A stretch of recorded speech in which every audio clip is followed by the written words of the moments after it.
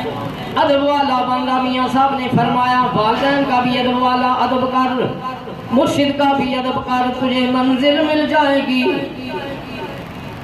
फरमाते हैं कि बेअदबा अदब वालों की इज्जत होती है, इन्होंने वालिदैन की इज्जत की, अदब किया।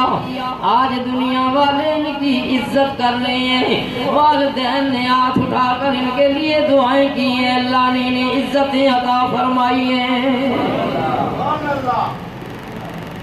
फरमाया बेअदबा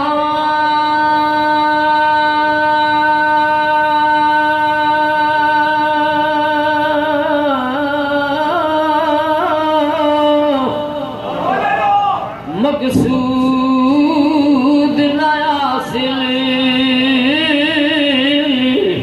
तेरा दरगाहे कोई बाज अदब दे ना मंजिल मिलसी, ना दरगाहे कोई